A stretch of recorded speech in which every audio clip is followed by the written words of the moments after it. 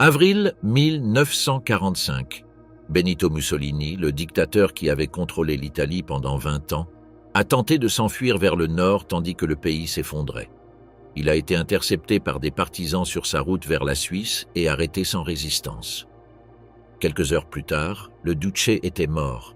Sa chute a marqué la fin du fascisme en Italie et le début d'une nouvelle étape de chaos et de vengeance.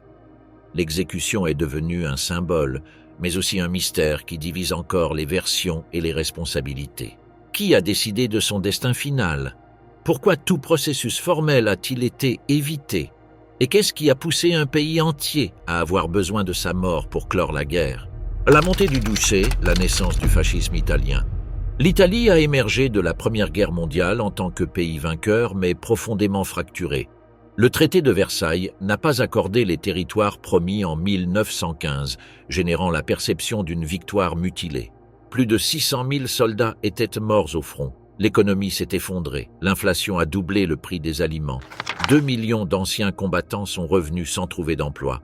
Entre 1918 et 1920, on a enregistré plus de 1800 grèves. Les travailleurs occupaient les usines en hissant des drapeaux rouges. La peur d'une révolution bolchevique s'est répandue parmi les classes propriétaires. Les gouvernements libéraux se succédaient sans capacité de restaurer l'ordre.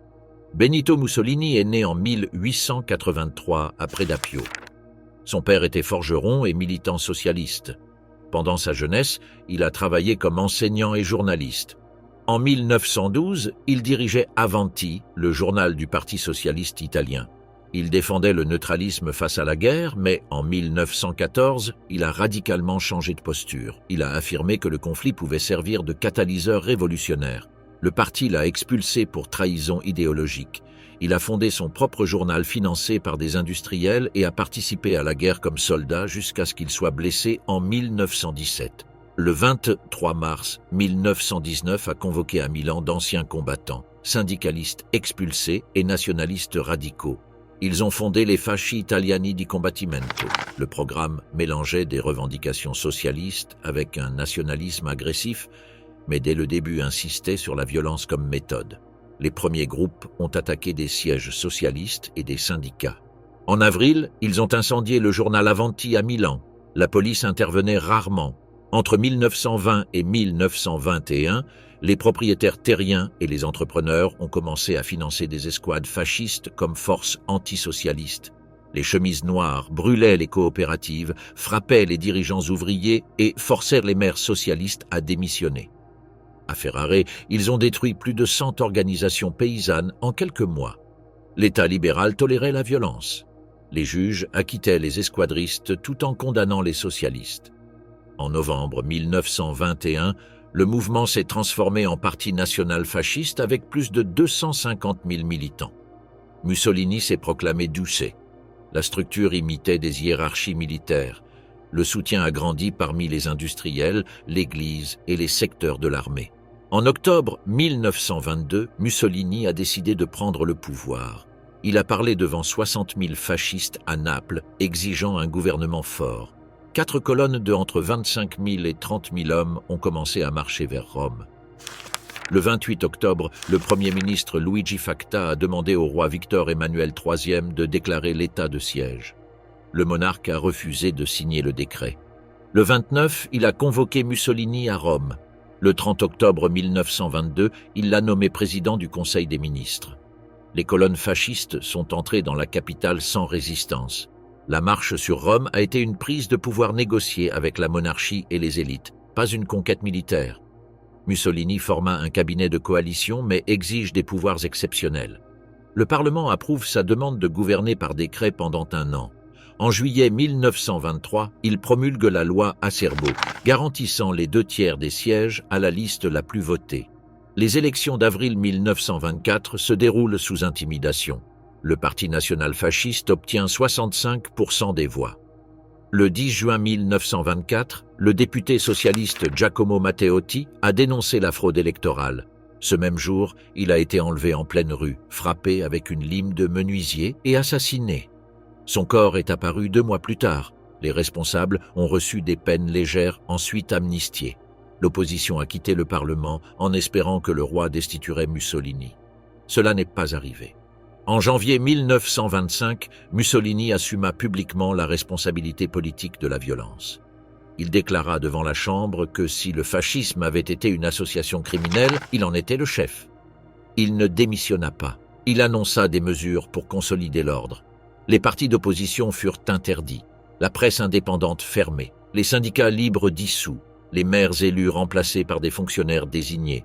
Le Parlement devint un organe décoratif. La démocratie italienne cessa d'exister. La nation muselée, le pouvoir de la peur absolue. Au cours de 1926, Mussolini a promulgué les lois fascistissimes qui ont transformé le cadre légal italien. Les partis politiques ont été déclarés illégaux. Les syndicats indépendants ont été abolis et remplacés par des corporations d'État. La presse a été soumise à une censure absolue. Les directeurs de journaux avaient besoin d'une autorisation gouvernementale. Chaque article passait par une révision préalable. La radio d'État ne diffusait que des contenus approuvés.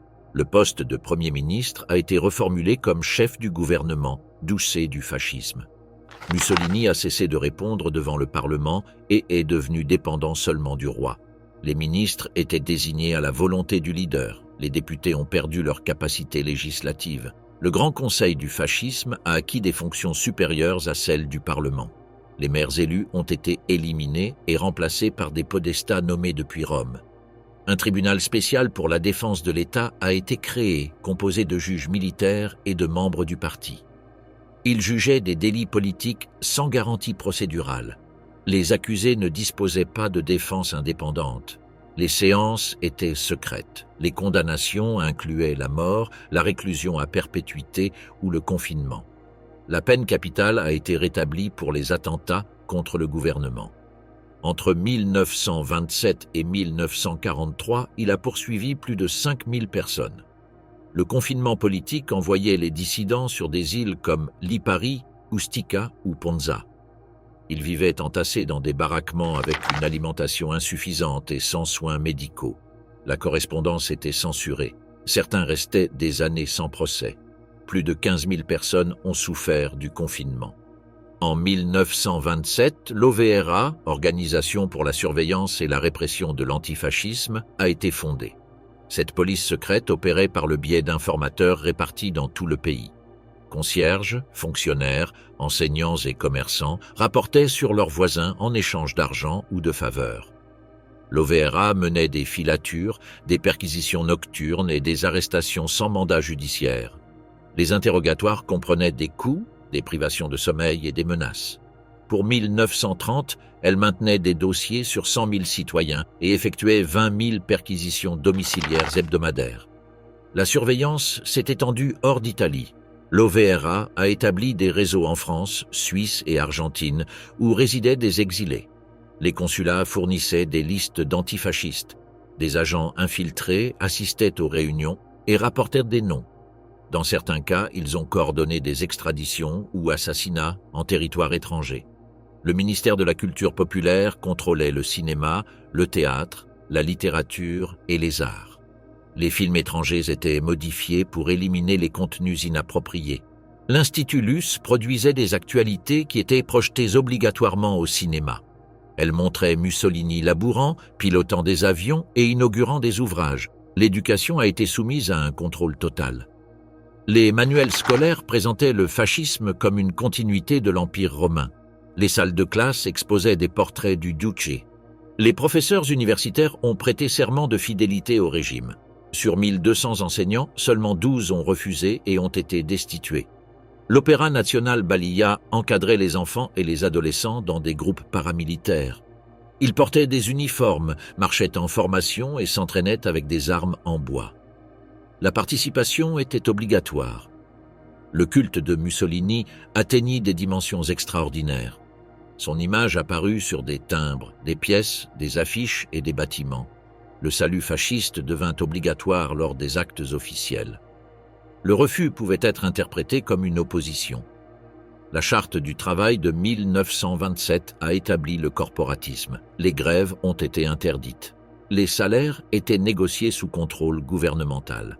Les salaires réels ont diminué de 20% entre 1928 et 1934. L'État a promu des travaux publics comme propagande.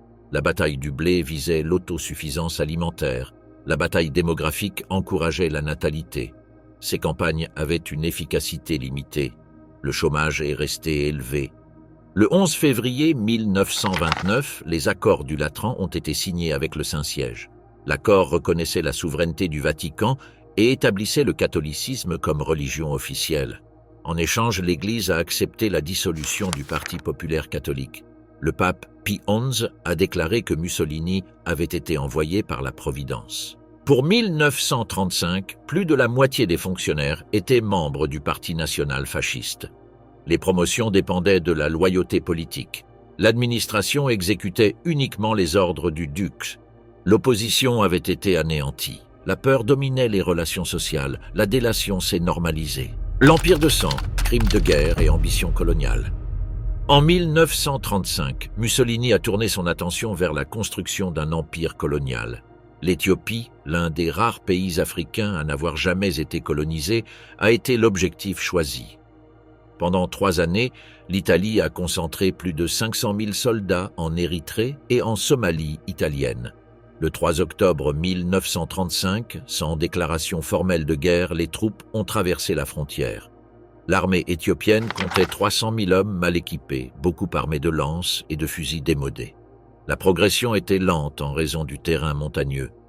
En décembre 1935, après une contre-offensive éthiopienne à Tambien, Mussolini a autorisé les armes chimiques. Les avions italiens ont lancé de l'hypérite et du phosgène sur les troupes, les villages et les sources d'eau. Le gaz provoquait des brûlures, la cécité et l'asphyxie. Des milliers de personnes mouraient sans protection. L'utilisation de produits chimiques violait le protocole de Genève de 1925. L'Italie était signataire. Les documents militaires internes confirment les ordres. Le 5 mai 1936, les troupes sont entrées dans Addis Abeba.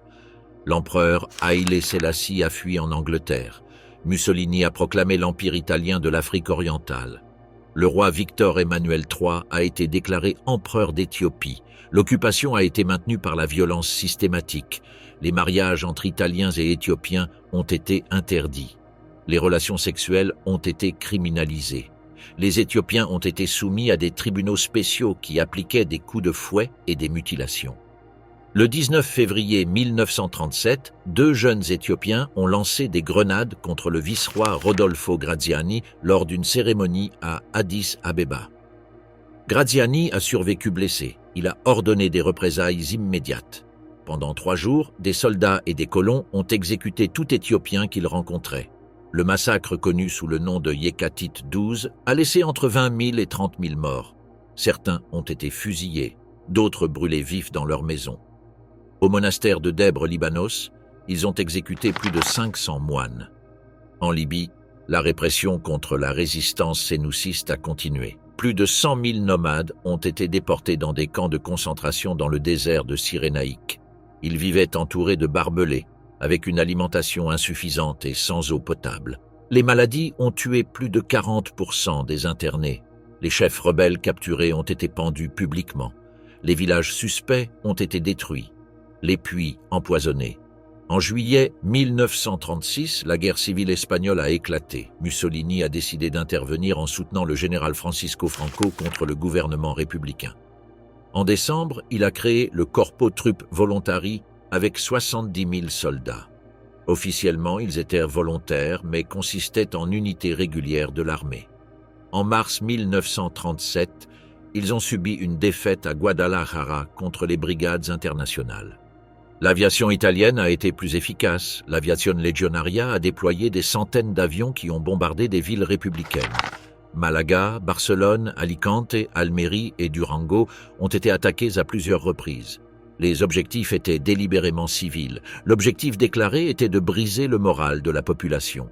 En mars 1938, Barcelone a subi le bombardement le plus intense. Pendant 3 jours, du 16 au 18, des avions italiens ont largué plus de 40 tonnes d'explosifs sur des zones résidentielles. Les bombes ont détruit des appartements, des marchés, des hôpitaux et des écoles. Les pilotes ont reçu l'instruction de larguer en vagues successives pour maximiser les victimes parmi les équipes de sauvetage. Plus de 1300 civils sont morts. 3000 ont été blessés. La presse fasciste a célébré les bombardements comme une démonstration technique. L'intervention en Espagne a coûté 3000 morts et 11 000 blessés italiens. Mussolini a présenté la campagne comme une victoire contre le communisme. Les vétérans sont revenus avec les honneurs. L'expérience a servi de terrain d'essai pour des tactiques qui seraient utilisées ultérieurement. Entre 1936 et 1939, 100 000 Italiens ont émigré en Éthiopie et en Érythrée. Ils ont reçu des terres confisquées, des crédits d'État et des privilèges légaux. Ils vivaient dans des colonies séparées avec des écoles et des hôpitaux exclusifs pour les Européens. La ségrégation renforçait la hiérarchie raciale. La conquête de l'Éthiopie a entraîné des sanctions de la Société des Nations. Cependant, les sanctions n'incluaient pas le pétrole, le charbon ni l'acier. La France et la Grande-Bretagne évitèrent des mesures effectives. L'isolement partiel poussa Mussolini vers l'Allemagne. En octobre 1936, ils signèrent l'axe Rome-Berlin. En septembre 1937, Mussolini visita l'Allemagne où il fut accueilli avec des cérémonies grandioses. Les dépenses militaires ont triplé, la dette publique a augmenté, la balance commerciale est devenue déficitaire. À la fin de 1938, l'Italie contrôlait la Libye, l'Érythrée, la Somalie et l'Éthiopie. 12 millions d'Africains vivaient sous administration italienne.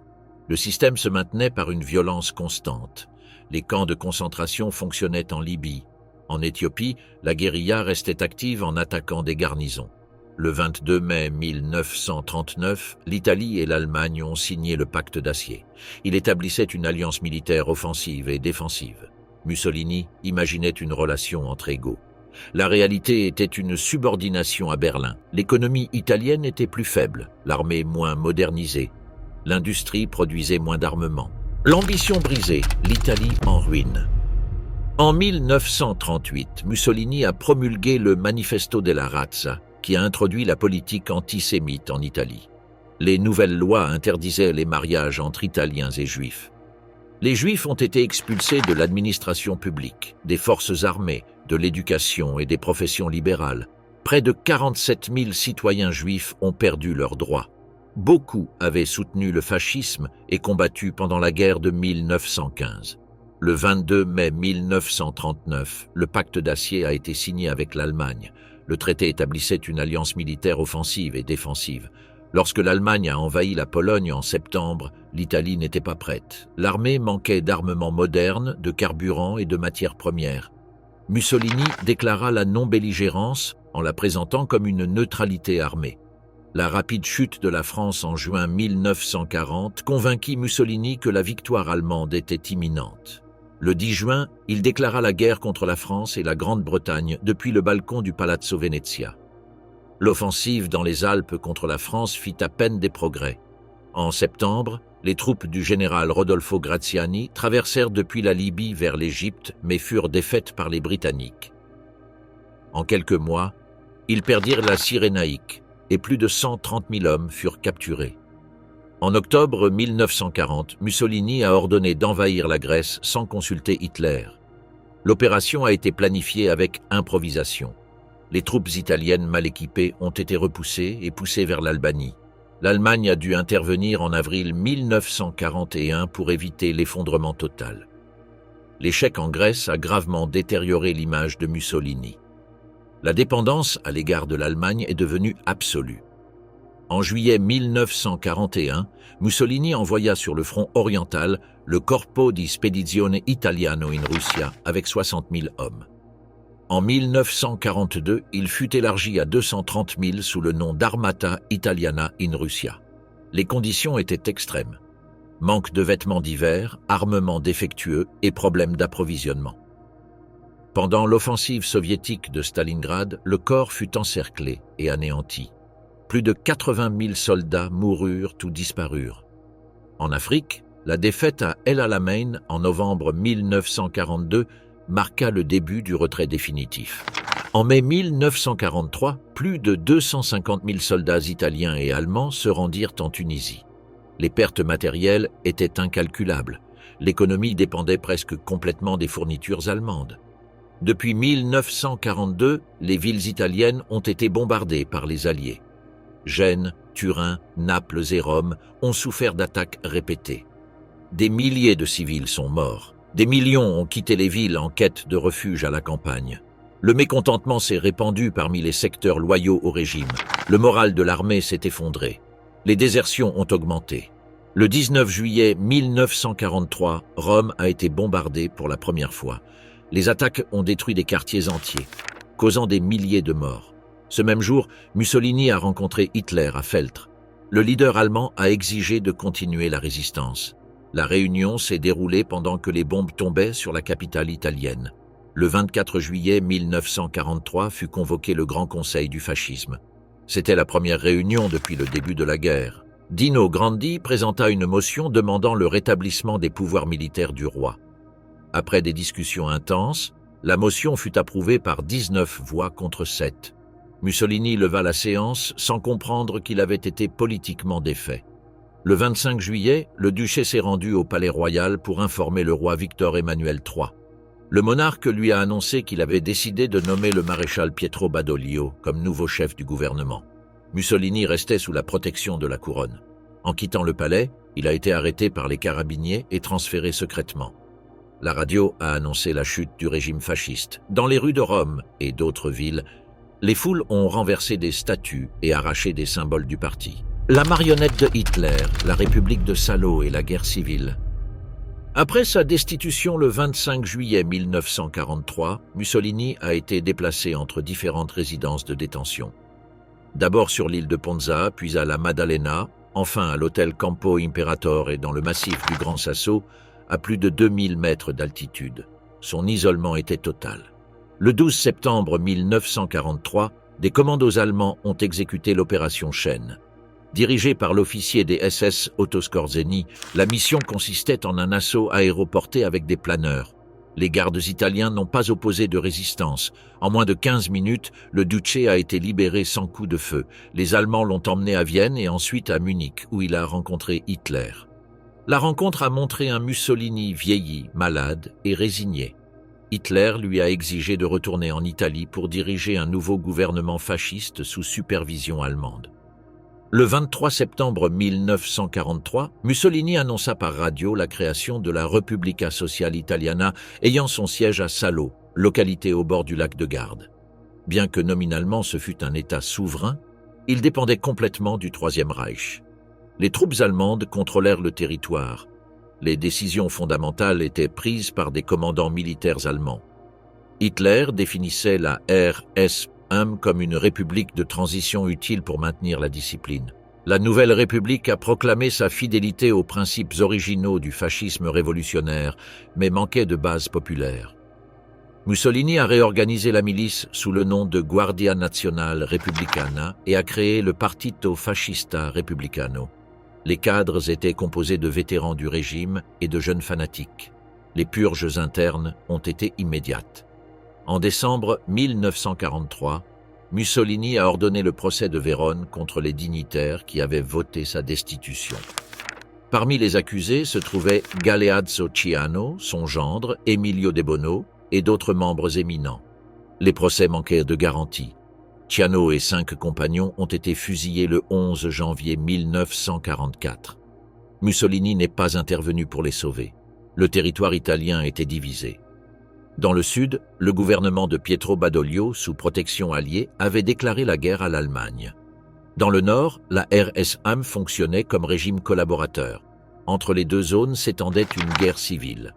Les partisans ont lancé une résistance armée contre les occupants allemands et les fascistes républicains. Le combat a pris un caractère d'extrême violence. La Brigata Nera, unité paramilitaire créée en 1944 sous contrôle du parti, a participé à des tortures, des exécutions et des rafles. À Turin, Milan, Gênes et Bologne, les quartiers généraux sont devenus des centres de détention où des prisonniers étaient battus et exécutés sans procès. Les rapports du commandement militaire allemand décrivent une collaboration étroite entre la garde républicaine et la Gestapo. Depuis novembre 1943, la RSI a adopté les lois raciales allemandes dans toute leur extension. Le ministre de l'Intérieur a ordonné l'arrestation de tous les Juifs résidents ou réfugiés. Les opérations ont été exécutées par la police fasciste avec l'assistance des SS. Plus de 7500 juifs italiens ont été déportés à Auschwitz et dans d'autres camps. Moins de 1000 ont survécu. La violence a escaladé pendant 1944. Les opérations partisanes se sont multipliées. Les troupes allemandes et les milices fascistes ont adopté une politique de représailles collectives. Chaque attaque de guérilla était répondue par des fusillades d'otages ou la destruction de villages. À Sant'Anna di Stazzema, en août, 560 civils ont été tués par la 16e division SS. À Marzabotto, 770 habitants ont été exécutés. L'appareil administratif de la RSSNR fonctionnait de plus en plus mal. Les ministres se disputaient peu d'autorité. Alessandro Pavolini, secrétaire du parti, a lancé des campagnes de propagande sur l'honneur italien et la résistance du pur fascisme. Les journaux répétaient des slogans tandis que la population tentait de survivre entre occupation et faim. En 1944, avec le débarquement allié à Anzio et la libération de Rome en juin, la République de Salo fut confinée au nord. Les routes de communication avec l'Allemagne étaient constamment attaquées. L'armée républicaine comptait 150 000 hommes mal armés et démoralisés. Beaucoup désertaient ou se rendaient aux Alliés. Le contrôle allemand sur Mussolini était absolu. Les communications entre Salo et Berlin étaient filtrées par la chancellerie du Reich. Hitler refusait de l'abandonner, craignant que sa capture vivante ne serve d'instrument de propagande. À la fin de 1944, Mussolini reconnaissait en privé que la guerre était perdue. En mars 1945, l'offensive alliée dans la vallée du Pô a brisé les lignes défensives allemandes. Les troupes de l'Axe ont commencé une retraite générale vers le nord. Les villes se sont retrouvées sans autorité. À Milan, Turin et Gênes, les comités de libération ont pris le contrôle. Le 25 avril 1945, le Comité de libération nationale du Nord a émis un communiqué ordonnant une insurrection générale et établissant que tous les hiérarques fascistes devaient être jugés ou exécutés sur le champ. La chasse aux dictateurs, la fin du DUS. Le 25 avril 1945, Milan était entre les mains des partisans. Le Comité de libération nationale du Nord avait proclamé l'insurrection générale. Les rues de la ville se sont remplies de barricades. Les fascistes restants se sont retranchés dans des bâtiments gouvernementaux. Les combats continuaient dans certains quartiers, mais la majorité du territoire urbain était déjà sous le contrôle de la résistance. Le décret émis par le comité ordonnait l'exécution immédiate des principaux responsables du fascisme. La République sociale italienne se désintégrait. Les troupes allemandes fuyaient vers le nord en essayant d'atteindre la frontière avec l'Autriche. Les derniers dignitaires cherchaient à s'échapper à l'étranger. Mussolini se trouvait à la préfecture de Milan, entouré d'un petit groupe de collaborateurs. Son intention était d'atteindre la Suisse et de là, de voler vers l'Allemagne ou l'Espagne. Il était accompagné de Clara Petacci, sa maîtresse depuis des années, de quelques ministres de la République sociale italienne et d'un détachement réduit de garde. Au cours de l'après-midi du 25, le cardinal Ildefonso Schuster, archevêque de Milan, a tenté de méditer entre Mussolini et les représentants du comité de libération. La réunion s'est tenue au palais archiépiscopal. Les partisans exigeaient une reddition inconditionnelle. Mussolini a rejeté les termes. Il comprit qu'il n'y avait pas de possibilité de négociation. Ce même soir-là, Mussolini a quitté Milan.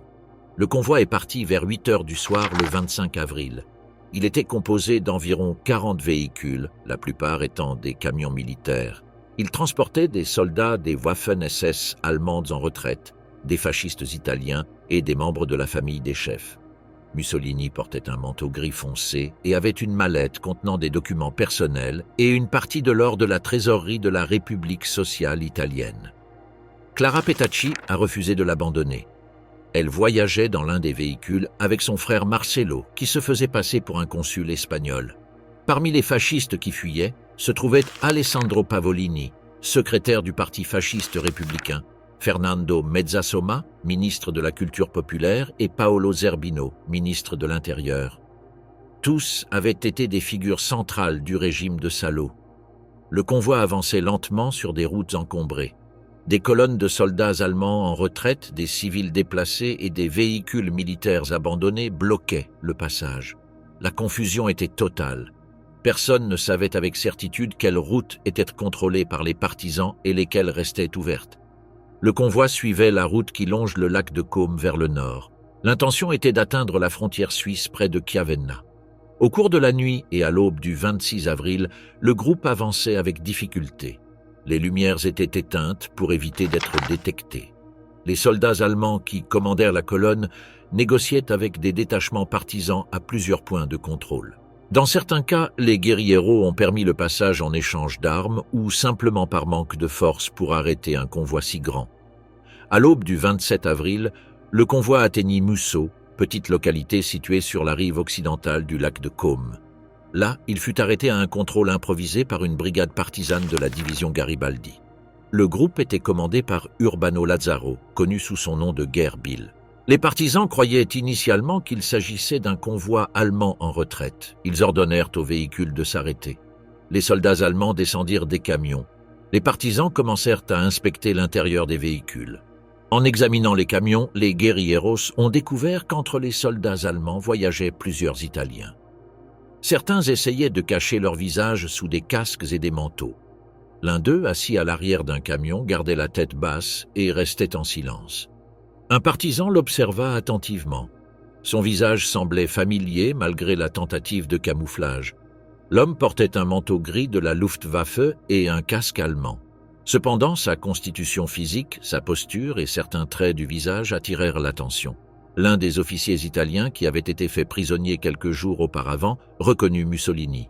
Il informa immédiatement Lazzaro. Les partisans ont séparé Mussolini du groupe allemand. Il n'a opposé aucune résistance. Il était pâle et tremblant. Il n'a pas prononcé un mot lorsqu'il a été identifié. Les témoignages des partisans présents s'accordent à dire que le Duce semblait abattu, sans énergie ni volonté. Les Allemands, pour leur part, n'ont pas essayé de le défendre. Le commandant de la colonne allemande a négocié sa propre sortie. Les partisans ont permis aux troupes allemandes de continuer vers le nord en échange de la remise de tous les Italiens qui voyageaient avec eux. Mussolini et Clara Petacci ont été transférés à Dongo, localité située à quelques kilomètres au nord de Musso. Ils ont été amenés dans le bâtiment de la mairie où ils ont été placés sous surveillance. Au cours du jour 27, les partisans ont fouillé les véhicules du convoi. Ils ont confisqué l'or qu'ils transportaient, des documents officiels et des armes. Plusieurs dignitaires fascistes capturés lors de la même opération ont été fusillés cette même nuit sur la place principale de Dongo. Parmi eux se trouvaient des membres du gouvernement de Salo et des officiers de la garde républicaine. À Milan, le comité de libération nationale a reçu la nouvelle de la capture de Mussolini. Les dirigeants du comité, Luigi Longo et Sandro Pertini, se sont réunis en urgence. Ils ont discuté de ce qu'il fallait faire avec le prisonnier. Certains membres ont proposé de le livrer aux Alliés pour qu'il soit jugé publiquement. D'autres soutenaient qu'un procès prendrait du temps et qu'il y avait un risque que des groupes fascistes essaient de le libérer. Ils craignaient également que les Alliés puissent utiliser Mussolini comme instrument politique. Après des heures de débat, le comité a pris une décision. Mussolini devait être exécuté immédiatement avec les principaux responsables du fascisme. L'ordre a été transmis le matin du 28 avril. Le comité de libération a désigné Walter Audicio pour exécuter la sentence. Audicio était militant communiste et commandant partisan connu sous son nom de guerre Colonel Valerio. Il avait participé à des opérations de résistance depuis 1943. Il était considéré comme un homme discipliné et loyal au comité. Avec Aldo Lampredi et Michele Moretti, deux partisans de confiance, il partit vers Dongo dans une voiture officielle. Audicio est arrivé à Dongo vers midi le 28 avril. Il a informé les chefs partisans locaux qu'il agissait au nom du comité de libération nationale et qu'il avait reçu l'ordre d'exécuter Mussolini et Clara Petacci. Les partisans locaux ont discuté pendant des heures de la manière et du lieu de l'exécution. Certains pensaient qu'elle devait avoir lieu à Dongo devant des témoins. D'autres préféraient un endroit isolé pour éviter des désordres. Finalement, il a été décidé de transférer les prisonniers à Giulino di Mezzegra, un village situé à quelques kilomètres au sud, où se trouvait un mur de pierre en face de l'entrée de la Villa Belmonte. Autour de 4 heures de l'après-midi, une automobile Ford 1100 est partie de Dongo avec Mussolini, Clara Petacci et les 3 bourreaux. Moretti conduisait le véhicule. Mussolini occupait le siège arrière à côté de Petacci. Pendant le bref trajet, il n'a pas parlé. Les témoins qui faisaient partie de l'escorte ont ensuite déclaré que son visage était rigide et qu'il ne montrait aucune peur visible. Il portait une veste en cuir sombre et des bottes hautes. Clara s'accrochait à son bras. Elle pleurait en silence. Le véhicule s'est arrêté devant le mur de la Villa Belmonte à Giulino di Mezzegra. C'était une zone rurale éloignée du centre du village, entourée d'arbres et près d'une petite grille en fer. Audicio est descendu le premier de la voiture. Il a ordonné aux prisonniers de descendre. Il a lu à haute voix la sentence prononcée par le Comité de libération nationale. Le texte accusait Mussolini d'avoir opprimé et détruit l'Italie pendant 20 ans, de l'avoir livrée à l'envahisseur allemand et d'être responsable de la mort de milliers d'Italiens. Selon le récit d'Audicio, Mussolini a tenté de parler mais a été interrompu. Il lui a indiqué de se placer près du mur de pierre. Clara Petacci, désespérée, s'est interposée en s'agrippant au corps de Mussolini. Audicio a tenté de la séparer en lui indiquant qu'elle n'était pas condamnée. Elle a refusé de s'éloigner. À ce moment-là, Audicio a levé son pistolet mitrailleur français MAS-38. En appuyant sur la gâchette, l'arme s'est enrayée. Le mécanisme ne fonctionnait pas. Il y a eu un moment de tension et de confusion. Audicio prit alors le pistolet automatique Beretta que portait Moretti. Il visa Mussolini et tira. Le projectile atteignit le Doucet à la poitrine. Mussolini tomba vers l'avant contre le mur. Audicio tira de nouveau. Clara Petacci, qui restait accrochée à lui, fut atteinte par plusieurs balles. Tous deux tombèrent au sol presque simultanément. Il était 16h10 le 28 avril 1945. Audicio s'approcha des corps. Il tira 2 balles supplémentaires sur Mussolini, une dans le cœur et une autre dans la tête pour s'assurer qu'il était mort. Le visage du Doucet fut défiguré par les impacts. Le sang imprégnait son uniforme et formait des flaques sur le sol en terre. Clara Petacci gisait à côté de lui.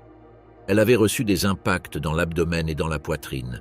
Les exécuteurs couvrirent les corps avec des couvertures militaires. Les cadavres ont été placés dans le coffre de la voiture Ford. Le véhicule est retourné à Dongo, où se trouvaient les corps des dirigeants fascistes exécutés la veille. Durant la nuit du 28 au 29 avril, tous les cadavres ont été chargés dans un camion militaire. Les partisans avaient reçu l'ordre de les transporter à Milan pour les exposer publiquement. Le convoi est parti de Dongo vers 1h du matin. Le trajet vers Milan s'est effectué par des routes secondaires. À plusieurs endroits, des groupes de partisans locaux ont arrêté le camion en exigeant de voir les corps. Certains voulaient confirmer que Mussolini était vraiment mort. D'autres désirèrent simplement assister à la fin du dictateur. Les cadavres ont été brièvement montrés à chaque arrêt. À l'aube du 29 avril, le camion est arrivé à Milan. Les corps ont été déchargés sur la Piazzale Loreto, une place située au nord-est de la ville. Le choix de Piazzale Loreto n'était pas un hasard. En août 1944, au même endroit, les fascistes de la garde républicaine avaient fusillé 15 membres de la résistance. Les cadavres avaient été exposés pendant des heures sous le soleil comme avertissement à ceux qui s'opposaient au régime. La place était devenue un symbole de la terreur fasciste. Maintenant, 10 mois plus tard, le corps du dictateur serait exposé au même endroit. Le cadavre du dictateur, Piazzale Loreto est le mythe éternel. Le camion qui transportait les corps de Benito Mussolini, Clara Petacci et 15 hiérarques fascistes est arrivé à Piazzale Loreto dans les premières heures de la matinée du 29 avril 1945. La place était vide. Seuls quelques partisans surveillaient le périmètre. Les cadavres ont été déchargés dans le garage d'une station-service de l'entreprise Esso située au coin de la place. Le sol en ciment était couvert de taches d'huile et de graisse. Les corps ont été alignés sur le pavé. Les partisans ont identifié Mussolini et Clara Petacci en les séparant du reste. À mesure que le soleil commençait à se lever, les premiers voisins de la région s'approchaient. La nouvelle que le cadavre du Duce était à Piazzale Loreto se propageait rapidement de bouche à oreille. En quelques minutes, des centaines de personnes commencèrent à se rassembler. Pour 7 heures du matin, la foule comptait déjà des milliers de Milanais. Hommes, femmes, personnes âgées et enfants s'approchaient pour voir les corps. L'atmosphère était d'exaltation contenue. Certains pleuraient de soulagement. D'autres criaient des insultes contre les cadavres. La présence des corps engendrait des réactions intenses et contradictoires. Les premières personnes qui sont arrivées observaient simplement en silence. Bientôt, les agressions physiques ont commencé. Quelqu'un a donné un coup de pied au cadavre de Mussolini. Un autre a craché sur son visage. Une femme s'est approchée et a frappé le corps avec un bâton. La violence s'est intensifiée progressivement. Plus de personnes se sont jointes aux attaques. Les cadavres ont été frappés de coups de pied, piétinés et frappés à plusieurs reprises. Certains ont arraché des morceaux de vêtements en souvenir. D'autres ont lancé des pierres et des objets contondants. Le visage de Mussolini est devenu de plus en plus défiguré par les coups. Les partisans qui gardaient l'endroit ont essayé de maintenir l'ordre en tirant en l'air. Cependant, la pression de la foule était incontrôlable. Des milliers de personnes se pressaient en essayant de s'approcher. Ceux qui étaient dans les premières rangées étaient poussés contre les corps. La situation devenait de plus en plus chaotique. Les commandants partisans ont décidé qu'il était nécessaire de faire quelque chose pour éviter que la foule ne détruise complètement les cadavres.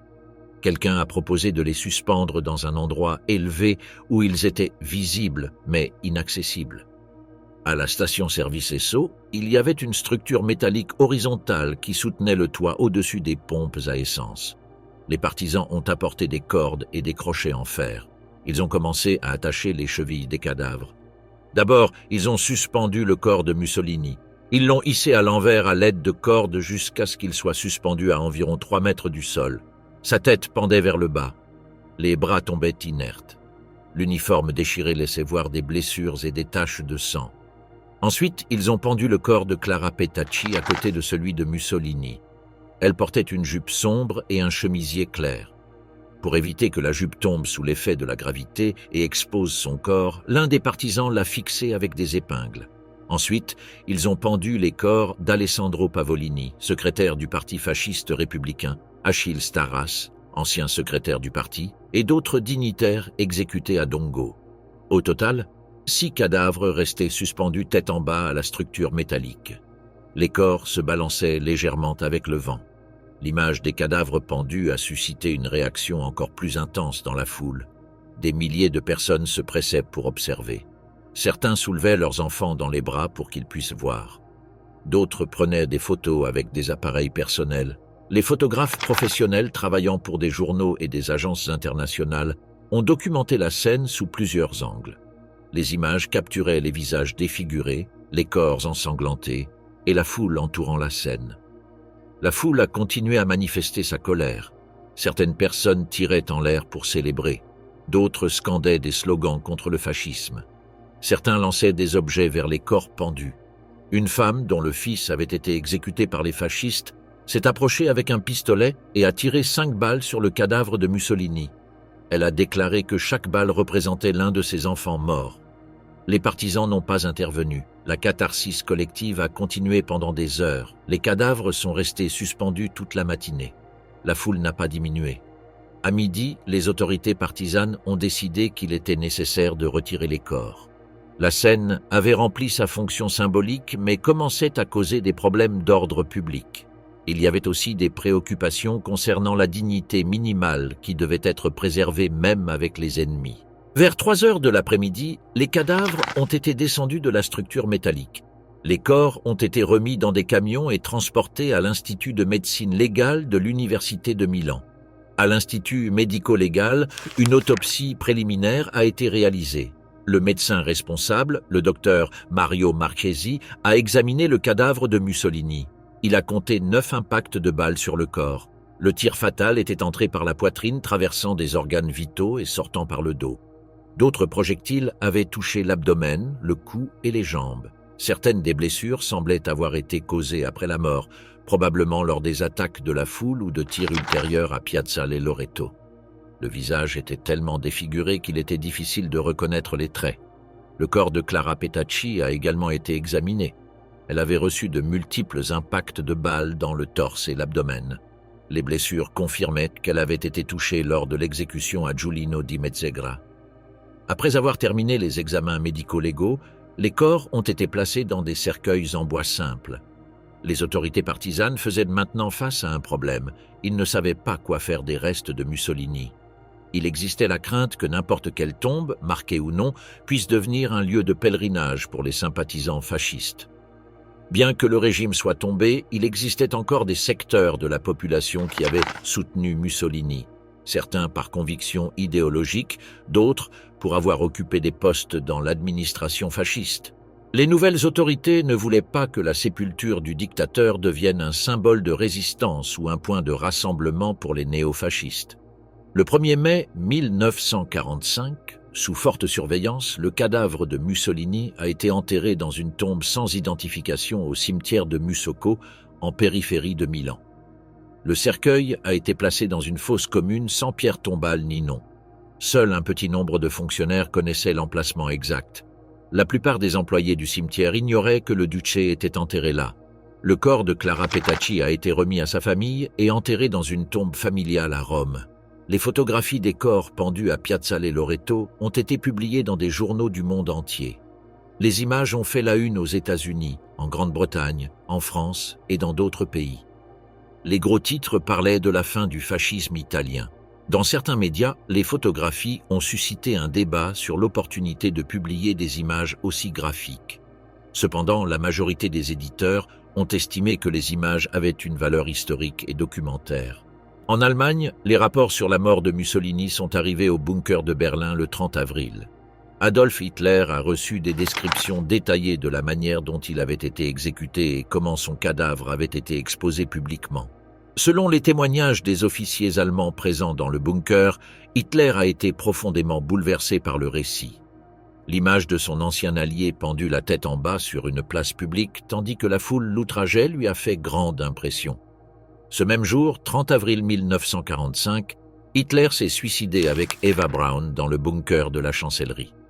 Pendant presque un an, le corps de Mussolini est resté dans sa tombe sans identification à Musocco.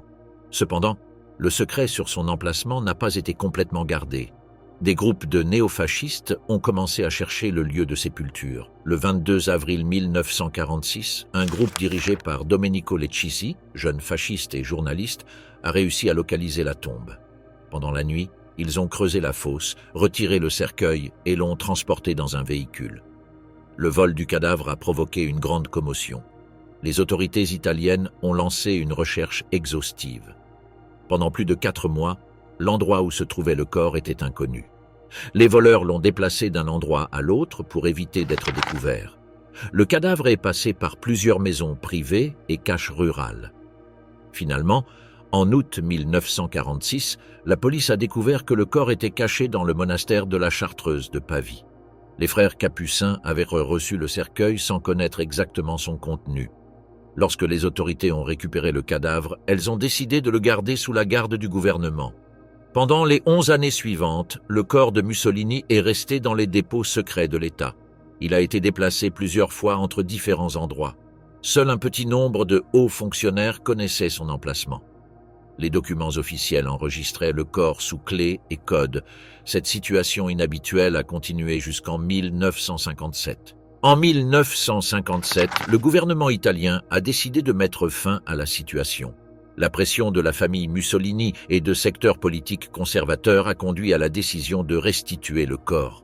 Le 31 août de cette année-là, les restes ont été remis à la veuve, Rachele Guidi. Le cadavre a été transporté à Predappio, la localité natale de Mussolini dans la région de Romagne. Il a été enterré dans le cimetière de San Cassiano, dans une crypte familiale. L'enterrement a été réalisé sous surveillance policière. Des milliers de personnes se sont rendues sur place. Certains étaient des partisans du fascisme qui considéraient Mussolini comme un leader trahi. D'autres étaient des curieux ou des résidents locaux. Depuis ce moment, Predappio est devenu un lieu de pèlerinage. Chaque année, notamment à l'anniversaire de sa naissance le 29 juillet et à celui de sa mort le 28 avril, des groupes de néofascistes visitent la tombe. La crypte est un sarcophage en marbre blanc avec l'inscription simple « Benito Mussolini ». Sur la tombe se trouve une vitrine qui expose l'uniforme qu'il portait, des photographies de différentes étapes de sa vie et quelques objets personnels. Les visiteurs laissent des fleurs, des drapeaux avec le symbole du faisceau et des messages d'admiration. Parfois, des groupes font le salut fasciste devant la tombe. Au fil des décennies, la figure de Mussolini a généré des débats constants en Italie. Pour certains, il représente le responsable d'avoir conduit le pays à la catastrophe de la Seconde Guerre mondiale, d'avoir mis en œuvre des lois raciales et d'avoir collaboré avec le nazisme. Pour d'autres, notamment parmi les secteurs de l'extrême droite, il représente un leader fort qui a modernisé l'Italie et défendu les intérêts nationaux. Cette ambiguïté a permis la persistance du culte. Pendant les années 60 et 70, le mouvement social italien, parti néofasciste fondé en 1946, a utilisé l'image de Mussolini comme référence historique. Bien que la Constitution italienne de 1948 ait interdit la réorganisation du parti fasciste, le mouvement social a opéré légalement en se présentant comme héritier de certaines valeurs du régime. Avec le temps, des secteurs de la droite italienne ont maintenu une relation ambivalente avec la figure du duce. Dans les années 1990, avec la transformation du système politique italien, certains dirigeants de la droite ont commencé à faire des références nostalgiques au régime fasciste. Des politiciens élus ont fait des déclarations minimisant les crimes du fascisme ou soulignant des aspects supposément positifs comme la construction d'infrastructures. Ces affirmations ont généré des controverses et une condamnation de la part des historiens et des secteurs antifascistes. Predappio a développé une économie basée sur le tourisme lié à Mussolini. Dans le village, il y a des magasins qui vendent des bustes, des portraits, des livres, des t-shirts et d'autres objets avec l'image du duce. Certains magasins vendent du vin avec des étiquettes portant son visage. La maison où il est né a été convertie en musée. Chaque année, environ 100 000 personnes visitent Predappio, beaucoup d'entre elles attirées par la figure historique de Mussolini. Les autorités italiennes ont adopté une posture de tolérance envers ces manifestations. Les visites à la tombe sont considérées comme des expressions d'intérêt historique ou touristique, bien que l'iconographie fasciste reste présente. Les débats sur l'interdiction de la vente d'objets fascistes ou des rassemblements à Predappio se poursuivent. Certains soutiennent que la liberté d'expression doit prévaloir, d'autres soutiennent que l'apologie du fascisme devrait être complètement interdite.